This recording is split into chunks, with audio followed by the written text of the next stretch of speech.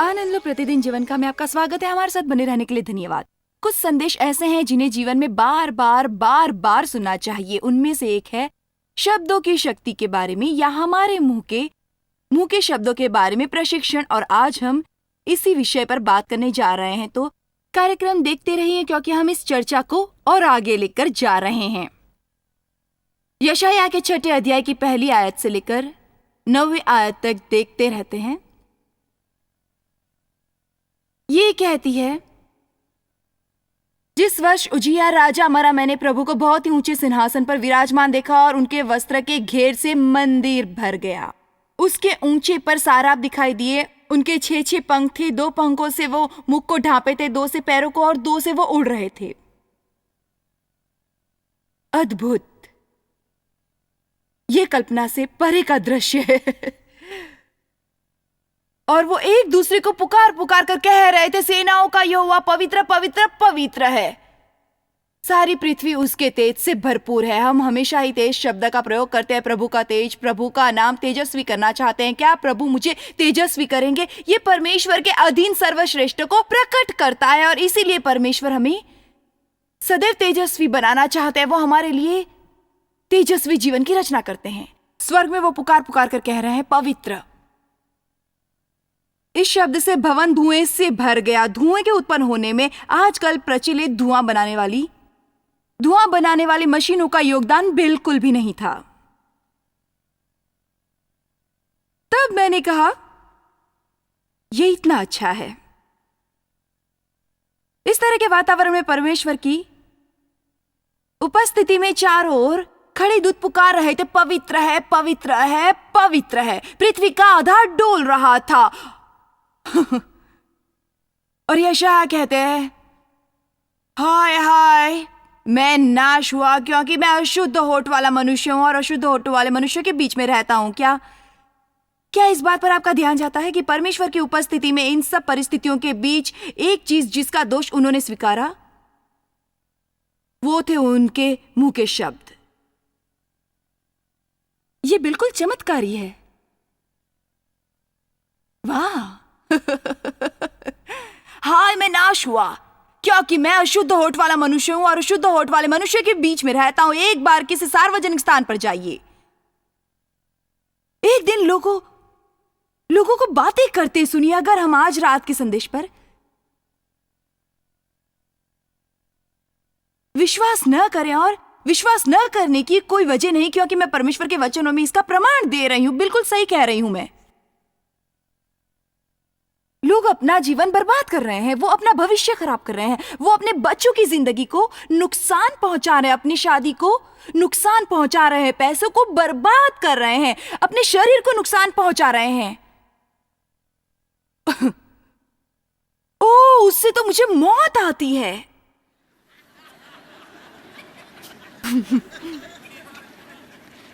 ओ, मुझे पता है ये मुझे मार डालेगा। ओह, ये तो मेरी तबीयत खराब कर देता है। अरे, वो तो गले का दर्द है। अरे, वो तो दर्द है।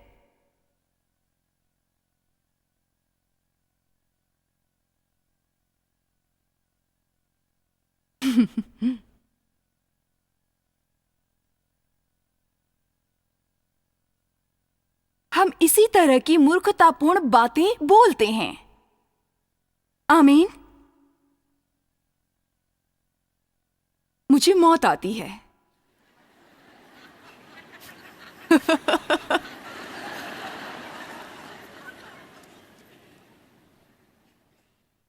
गंभीरता से अगले हफ्ते थोड़ा समय लोगों की बातें सुनने में लगाइए, उनकी बातें सुनिए। मेरे साथ तो कभी अच्छा नहीं होता है।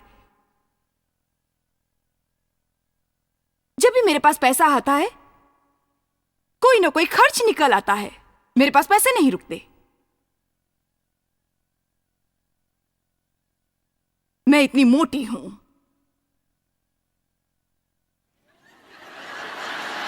मैं कुछ भी खाती हूं तो मैं मोटी हो जाती हूं।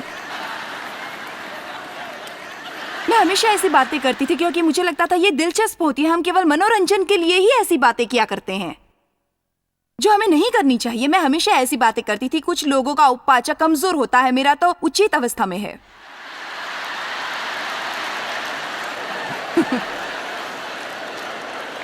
परमेश्वर ने मुझे चेताया और कहा यह वास्तव में उचित हो जाए उससे पहले तू अपना मुंह बंद कर।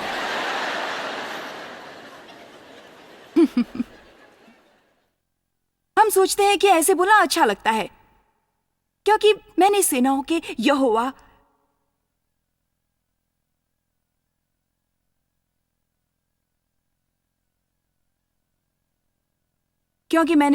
यहोवा महाराज धीराज को अपनी आंखों से देखा है। तब एक साराप हाथ में अंगारा लिए हुए, जिसे उसने चिपटे से वेदी पर से उठा लिया था, मेरे पास उड़कर आया और उसने उससे मेरे मुंह को छूकर कहा, देख, इससे तेरे होठों को छू लिया है, इसलिए तेरा अधर्म दूर हो गया और तेरे पाप क्षमा हो गए। ये पाप और कुछ नहीं, इंसान के मुंह से निकले पाप हैं। और क्योंकि उन्होंने पश्चाताप किया, हाय हाय मैं नाश हुआ, उन्होंने अपना पाप स्वीकारा, परमेश्वर ने उन्हें क्षमा किया और उनके होठ शुद्ध कर दिए। मुझे नहीं पता कि हम कभी पूरी तरह से गलतियां करना बंद करेंगे या नहीं, लेकिन ये जानती हूं कि हमें आगे बढ़ने के लिए पवित्र आत्मा के निर्देश में काम करना चाहिए। और जब हमारे मुंह से पाप हो जाए तो पश्चाताप करना चाहिए। अगर हमसे कोई पाप होता है,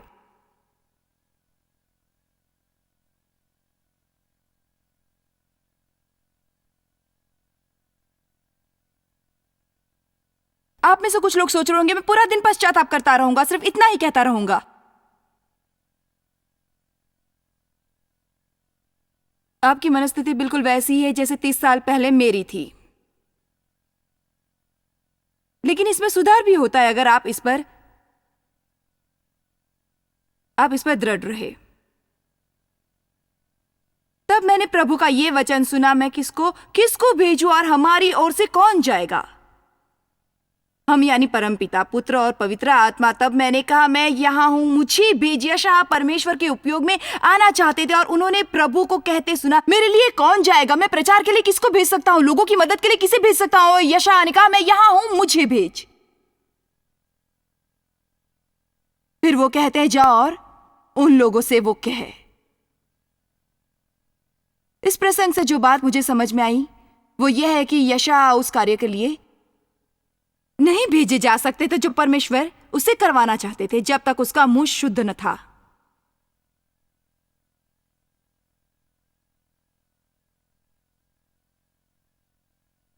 अब ये चाहे सबके लिए ना हो, लेकिन कुछ लोगों के लिए हो सकती है। एक समय ये मेरे अंदर था, आज शायद आप में हो सकती है। आपको ताज्जुब होगा कि आपकी मिनिस्ट्री क्यों नहीं शुरू हो पा रही है। हो सकता है कि परमेश्वर प्रतीक्षा कर रहे हो ताकि आप अपने मुंह को उनका मुंह बनाने की आवश्यकता महसूस करें। वो इस बात की प्रतीक्षा कर रहे हैं, बिल्कुल ही प्रतीक्षा कर रहे हैं।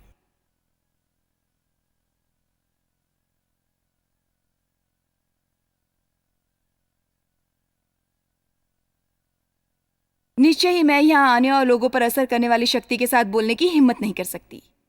सारा समय मुंह में असमर्थ बातें बोलकर कुछ देर के लिए सार्थक बातें बोलने की आशा नहीं कर सकती। वो अनर्थक बातें जो नकारात्मक, आलोचनात्मक और दूसरों की मिनमेक निकालने वाली हूं, दूसरों की कमियां गिनने वाली हूं। मैंने कहा मैं संपूर्ण नहीं हूं, मैं गलतियां करती हूं, लेकिन मैं आगे आ चुकी। सच तो यह है कि अपनी कही बातों के प्रति हम सब के मन में एक सम्मान या डर की भावना होनी चाहिए। हर समय कुछ भी बोलते नहीं रहना चाहिए जो लोगों को अच्छा ना लगे। हमें चुप रहना चाहिए, एक पेड़ अपने फल से पहचाना जाता है। और मैं आपसे यही कहती हूँ कि अपनी जिंदगी में आने वाले कुछ हफ्तों, महीनों और सालों में खुद को सुनने की आदत डालिए, क्योंकि आप में से कुछ लोगों को खुद को पहचानने की बहुत जरूरत है। आप स्वयं को सचमुच नहीं जानते। आपने अपने बारे में कुछ गुमान पाले हैं, वो भी गर्व के साथ। जैसे कुछ लोग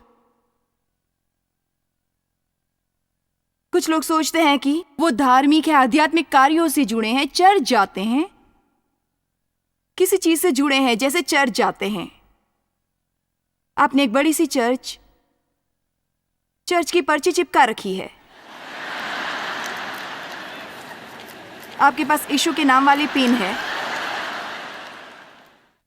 आपके पास पूरी अलमारी भर के जॉयस मायर के टिप्स हैं। आप उन्हें नहीं सुनते, लेकिन वो वहां है। परमेश्वर धन्य है।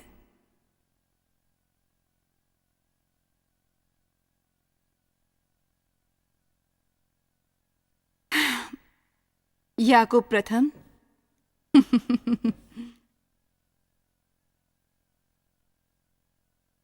ओ, हम सब अपने आप को आध्यात्मिक समझते हैं। मैं 5 सालों तक लगातार चर्च जाती रही हूं। इसका मतलब ये नहीं कि आप आध्यात्मिक हैं। आपकी बाइबल की हर आयत रेखांकित हो सकती है, लेकिन इसका मतलब ये नहीं कि आप बाइबल जानते हैं।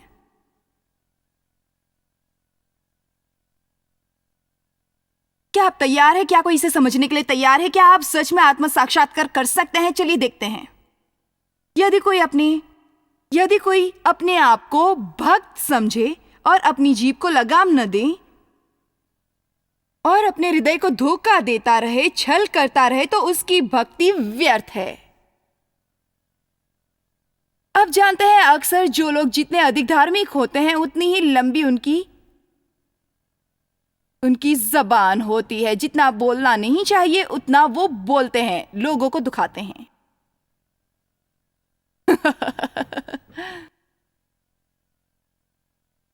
आप जानते हैं, अक्सर जो लोग जितने अधिक धार्मिक होते हैं, उतनी ही लंबी उनकी जबान होती है। मैं सच्चे महात्माओं की बात नहीं कर रही, बल्कि असली धर्मात्माओं की बात कर रही हूं। ऐसा क्यों होता है? क्योंकि कायदे, कानून और नियम के पाबंद वो लोग हर उस शख्स में मिनमेक निकालते हैं जो उनकी तरह के धर्म का पालन न करता हो, उनकी तरह न जीता हो।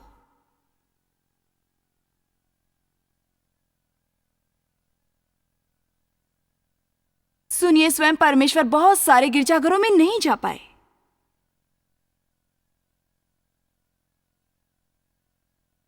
आप हंस रहे हैं, लेकिन ये बात आप मानते हैं।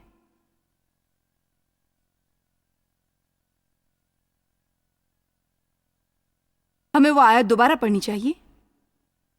एक बार से मन नहीं भरता। याकूब के पहले अध्याय की 26वीं आयत। यदि कोई अपने को भक्त समझे और अपनी जीभ पर लगाम न दे। ठीक है कि आप हफ्ते में 2 बार चर्च जाते हैं। ठीक है, आप चर्च जाते हैं। क्या आप अपनी जबान को नियंत्रण में रखते हैं? आप रविवार के विद्यालय में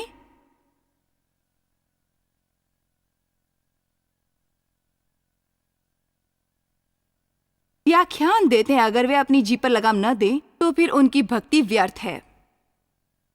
और आगे चलकर 2-4 बातें कहनी है। जो असल में भक्त है, उसे लोगों की मदद करनी चाहिए और जीवन को पवित्रता के साथ जीने की चेष्टा करनी चाहिए। तो 26 और 27वीं आयत में 3 बातों का उल्लेख है जो असली भक्त के अंदर होनी चाहिए। पहला, अपनी जीभ को लगाम दे। दूसरा, लोगों की मदद करे जो दिन दुखी हैं। और तीसरा, स्वयं को शुद्ध रखे और पवित्र जीवन जिए। अच्छी बात अच्छी बात यह है कि आज रात इस स्थान पर आपकी उपस्थिति प्रमाणित करनी है कि आप इस विषय में जागरूक हैं। आमीन, आमीन।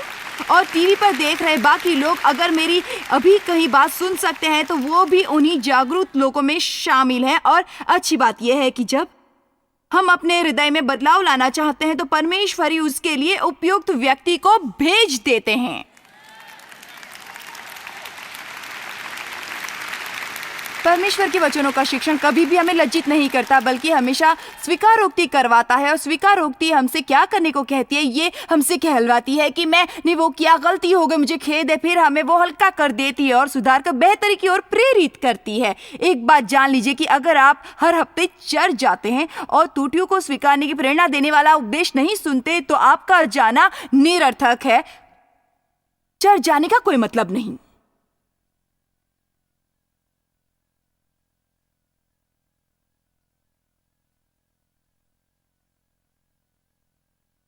एक चालक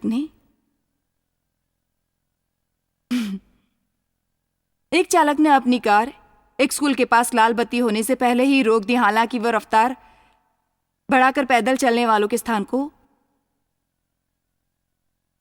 जल्दी से पार कर सकता था। उसके ठीक पीछे की महिला अपनी कार में आग बबूला होकर लगातार हॉर्न बजाने लगी, उठपटांग चिल्लाने लगी क्योंकि उसे उसके साथ चौराहा पार करने का मौका नहीं मिला। वो जल्दी में थी और उस चालक द्वारा कानून पालन पर नाराज थी, चीख चिल्लाहट कर रही थी। इस दौरान महिला की कार की खिड़की पर एक संजीदा पुलिस वाले को खटखटाते देखा, जिसने उसे हाथ ऊपर कर बाहर आने को कहा। वो उसे पुलिस स्टेशन ले गया, जहां उसकी तलाशी हुई, उंगलियों के निशान लिए गए, फोटो खींची गई और जेल में डाल दिया गया। कुछ घंटों के बाद पुलिस वाले उसे जेल से निकालकर अपनी डेस्क पर ले आया और उसका व्यक्तिगत सामान लौटाकर उसे कहा, महोदया, इस गलती पर मुझे अफसोस है। जब मैं आपकी कार की तरफ आया तो आप हॉर्न बजाते हुए बेपरवाह प्रवृत्ति का प्रदर्शन कर रही थी। मैंने लाइसेंस पर इशू क्या करते देखा। मेरे साथ रविवार स्कूल चलो वाला बड़ा सा स्टिकर देखा, जगमगाता ईसाई धर्म का प्रतीक मछली और सामने लिखा वाक्य देखा, मेरा अधिकारी एक यहूदी बढ़ई है। मेरा अधिकारी एक यहूदी बढ़ई है। मुझे लगा आपने ये कार चुराई है।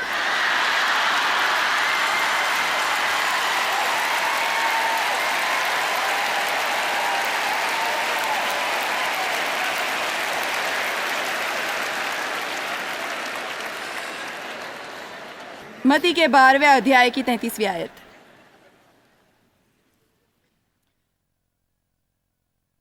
मैं आपसे खुद को सुनने की बात कह रही हूं, अपने शब्दों को सुनिए, क्योंकि हम सबको स्वयं को पहचानने की जरूरत है। बाइबल कहती है, मन तो सब वस्तुओं से अधिक धोखा देने वाला होता है, उसका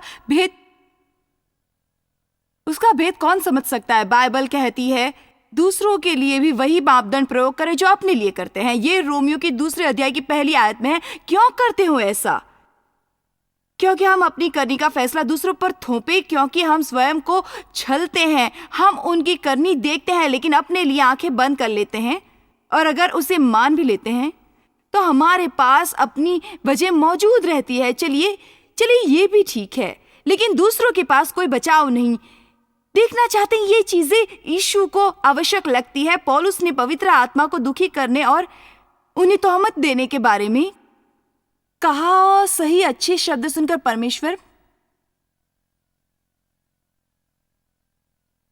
परमेश्वर मुस्कुराते हैं। गलत शब्द पवित्र आत्मा को दुखी करते हैं। एक दूसरे के प्रति हमारे गलत शब्दों से परमेश्वर दुखी होते हैं। इसका अर्थ ये नहीं कि पाप की अनदेखी करते हैं आप। पाप को पाप ही कहा जाएगा, लेकिन कभी कभी पापों से संघर्ष करना पड़ता है और कभी कभी उन्हें सुधारना पड़ता है, लेकिन हमें सतर्क रहना है। कभी कभी हमारे मुंह से कोई निरर्थक बात यूं ही न निकले। वो बोलिए जो बोलना चाहते हो। हमारा हृदय हमें धोखा दे सकता है, लेकिन अगर हम अपने आप को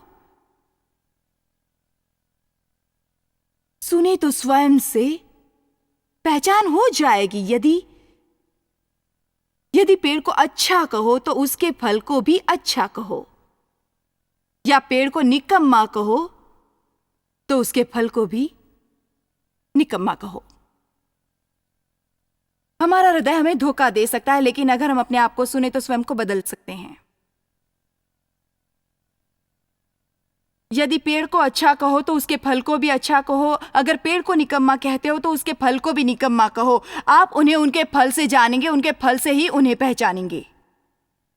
पूरी बाइबल इस शानदार परिकल्पना पर आधारित है। आप उन्हें उनके फल से जानेंगे, उनके फल से पहचानेंगे, उनके तड़क भड़क वाले स्टिकरों से नहीं। एक मसीह को उसके पास यीशु वाली पिन हाथ में बाइबल द्वारा नहीं पहचाना जा सकता, बल्कि आप उन्हें उनके फलों, उनके कर्मों द्वारा जानेंगे। हे यीशु, आप में से कुछ लोग मुझे मुंह फट समझते हैं। सुनिए यीशु उपदेश देते हैं, हे सांप के बच्चों।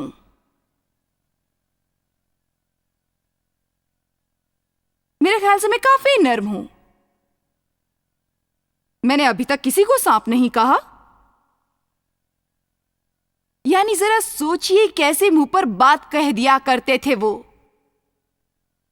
उन्होंने आडंबरपूर्ण, कर्णप्रिय दिखाने वाली बात कभी नहीं बोली। वो उस गड़बड़ की जड़ में जा पहुंचे। यीशु को उससे घृणा थी। हे सांप के बच्चों, हे सांप के बच्चों।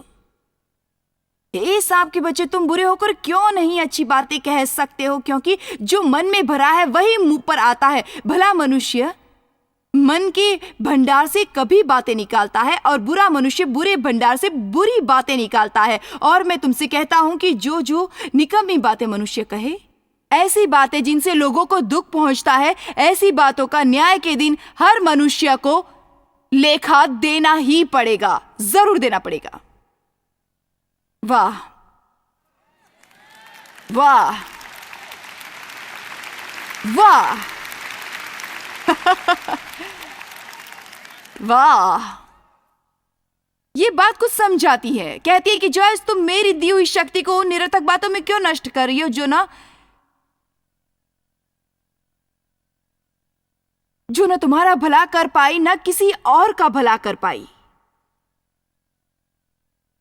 शब्द शक्ति के पात्र हैं, उनमें शक्ति संचित रहती है। कभी आपने आजकल प्रचलित गीतों पर गौर किया है? आप सोचते हैं वो शैतान से प्रेरित नहीं है। कुछ गीतों के शब्द सुनकर दिमाग ही खराब हो जाता है।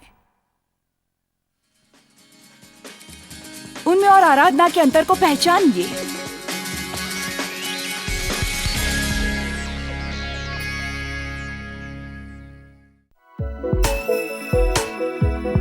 आप जितना जानते हैं उससे भी अधिक आप हमारे लिए जॉयस मेयर मिनिस्ट्रीज एशिया में महत्वपूर्ण है। हम आपकी सराहना करते हैं। आप सौभाग्यों का धन्यवाद देते हैं कि इस संसार भर की सेवकाई को आप सफल कर रहे हैं। एक साथ हम भूखों को भोजन, गरीबों को कपड़े दे रहे हैं और पूरे संसार में सुसमाचार प्रचार कर रहे हैं। हमसे आज ही संपर्क करें या लॉग करें jmmindia.org। अपने प्रार्थना निवेदन भेजें, हमारे स्रोत के विषय जानें, जॉयस की सभाओं के विषय जानें और जैसे हम पूरे संसार में मसीह के प्रेम को बांटते हैं तो आप हमारे साथ सहभागी हो जाएं।